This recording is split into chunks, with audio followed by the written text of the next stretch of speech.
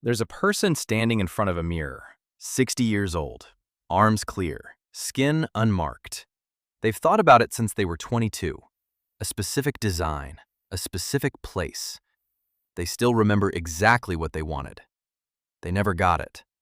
Not because they changed their mind, because someone at a job interview once said, without being asked, "We have a strict professional appearance policy." Because the employee handbook at the first real job said no visible tattoos. Because a manager pulled a colleague aside and suggested that presentation matters for advancement. Because Gen X learned, early and clearly, that self-expression was a liability. And here's what nobody connected at the time. The psychology that kept Gen X from getting a tattoo is the exact same psychology that shaped every financial decision they made for the next 30 years.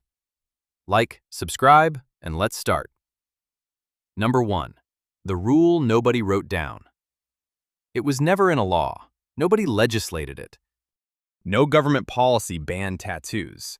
There was no official document that said a person with ink on their arm couldn't hold a professional job. It was softer than that, more pervasive, more effective.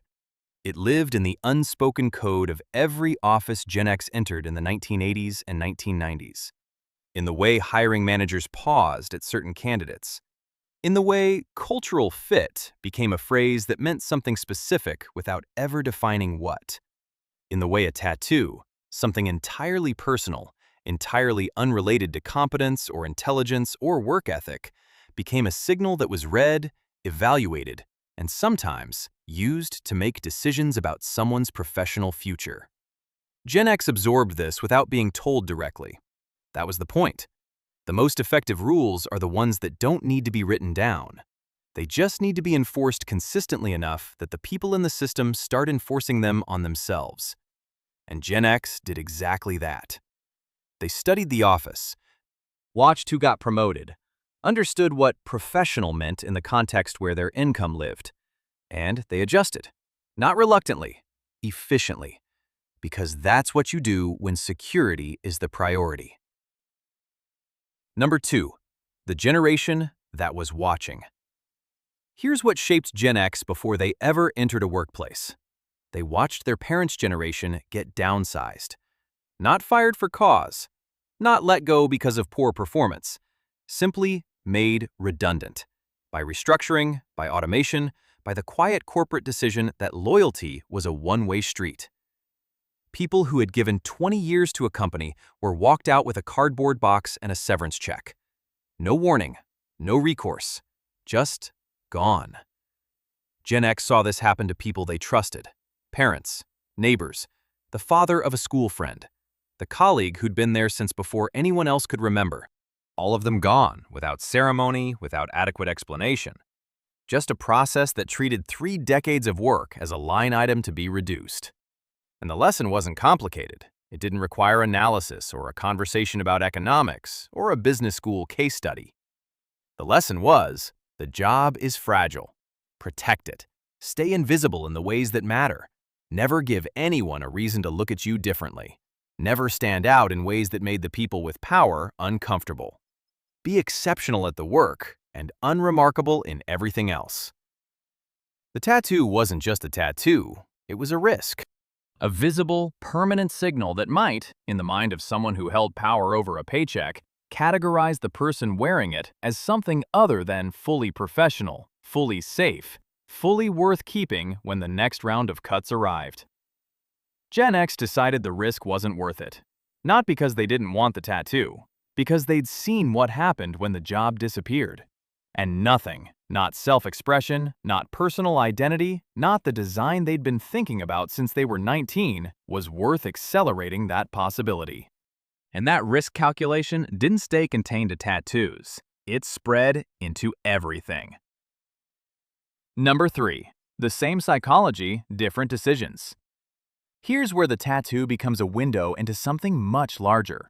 The calculation Gen X made about body ink was the same calculation they made about changing careers when the current one stopped feeling meaningful, taking risks with savings when an opportunity appeared, starting a business when the idea had been sitting in a notebook for years. leaving a job that was slowly grinding them down but paying reliably, investing in anything that felt uncertain rather than guaranteed, speaking up in a meeting when the room clearly expected agreement. The question was always the same. What does this cost me if it goes wrong? Not, what does this build if it goes right? The upside was secondary. The downside was primary. The asymmetry of that thinking, weighing potential losses far more heavily than potential gains, is what psychologists call loss aversion. It's a documented cognitive pattern. It's measurable. It shows up consistently in financial research on Gen X investment behavior. A preference for certainty over return, for protection over growth, for the known over the possible. And Gen X didn't develop this mildly. They built their entire adult lives around it. The tattoo they didn't get was the visible version.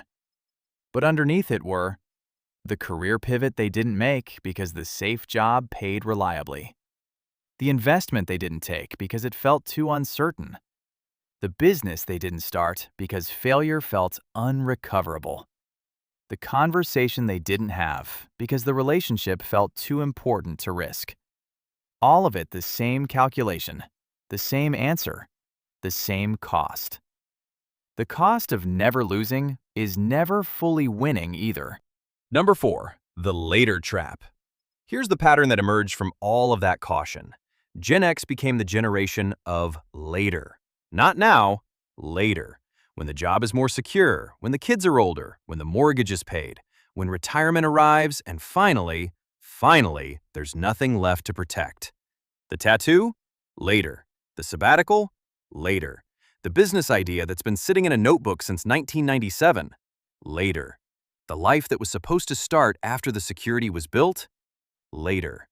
And here's the financial reality of later.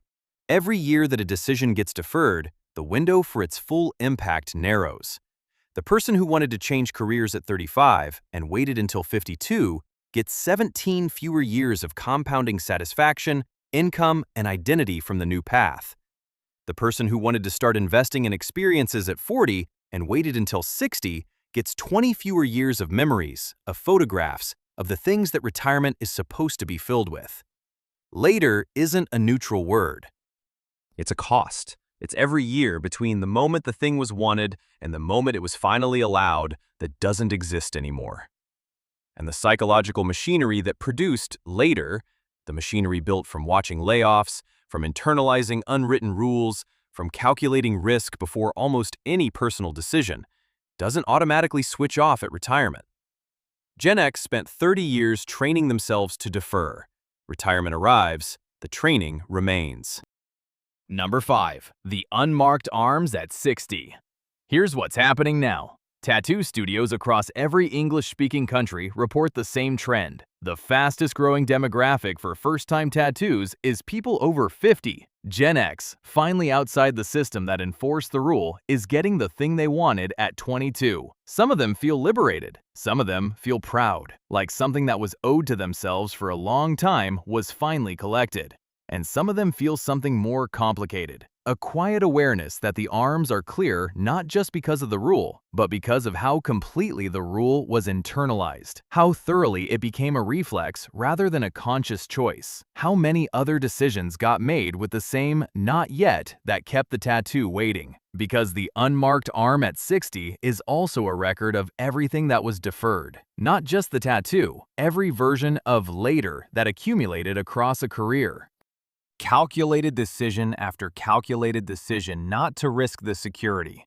Moment after moment where the unwritten rule was obeyed, not out of genuine agreement, but out of survival instinct trained in by watching what happened to people who didn't comply. The tattoo is small. The psychology behind its absence is enormous. And that psychology, loss aversion, security primacy, the reflex to defer, is still running in Gen X portfolios right now. In the over-conservative allocations that are costing $120,000 in foregone growth.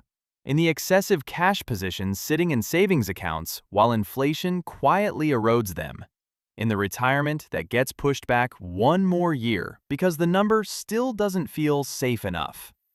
The same voice that said, "not yet," about the tattoo is still saying, "not yet," about retirement. It was never about the tattoo. It was about what the tattoo represented.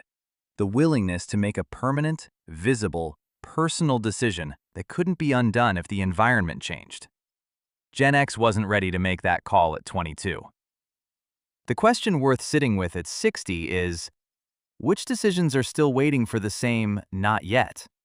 And what is that waiting actually costing? The arms are clear. The notebook with the business idea is still in the drawer. The career pivot is still something to think about. The portfolio is still more conservative than the math requires. The retirement date keeps moving forward by one more year. And somewhere, there's a tattoo studio that would take the appointment today. The unwritten rule isn't enforced anymore. Nobody is checking. Nobody is watching. It just became a habit. And habits, unlike rules, don't disappear when the environment changes. They require a decision to stop. Give me your thoughts in the comments. I'll see you in the next video.